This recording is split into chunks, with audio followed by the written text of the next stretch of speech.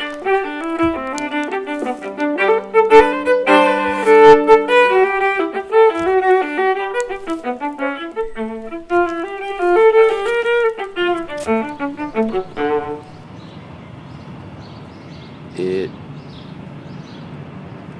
started with an electrical misfunction, and the first thing I saw when I woke up was a 10 centimeters big flame. And I probably woke up from the heat. And I tried to put it out with this small fire extinguisher. And that worked. But when I had done that, I realized it wasn't burning on the front of it was burning on the back of the couch.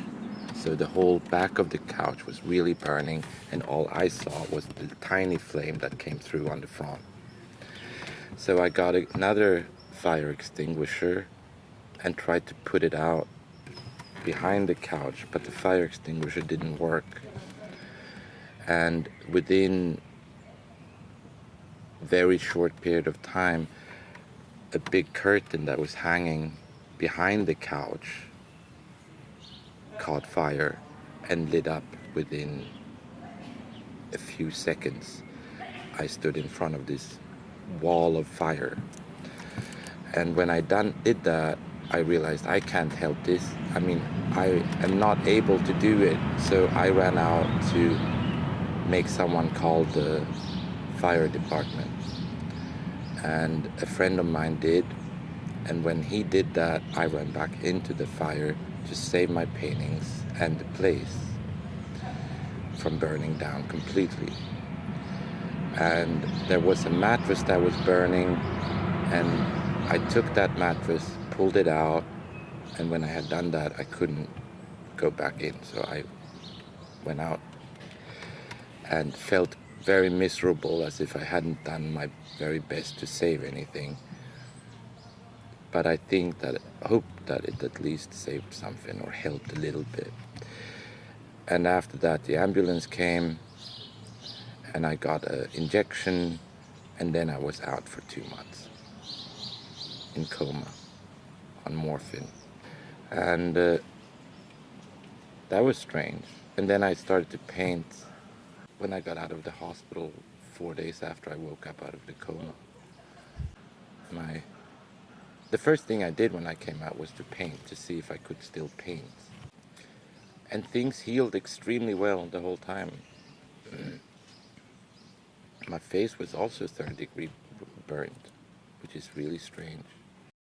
Like my hands and my legs and the face. And in the face you can't see anything, right? So what happened to the paintings that I'm showing in this space now is that that process of drying was very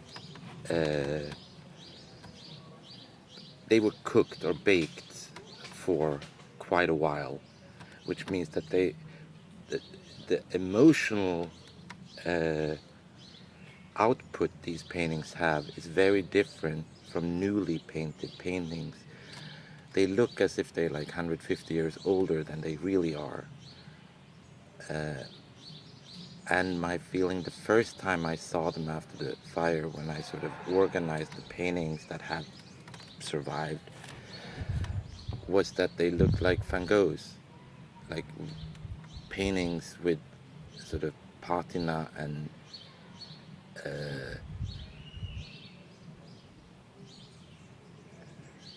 heaviness, weight that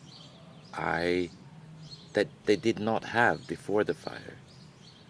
Before the fire, there were paintings that I have done that I can understand that you can do, but the emotional output from the paintings, the way they turned out through the process of being surrounded by smoke and heated up, made them into something I don't think I ever could do. They're much better.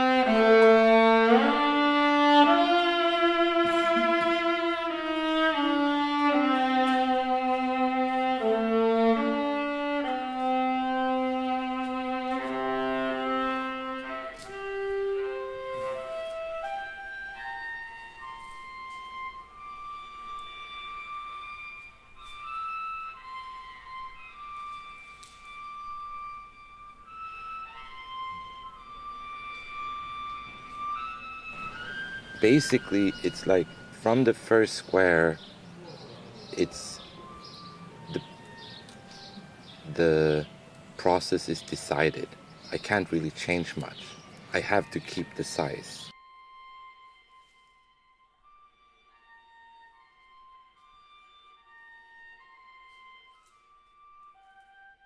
And after that, I just have to finish it and do it as well as I can. I thought a lot about them as being about Sweden. Sweden is or was a very mono-cultural country.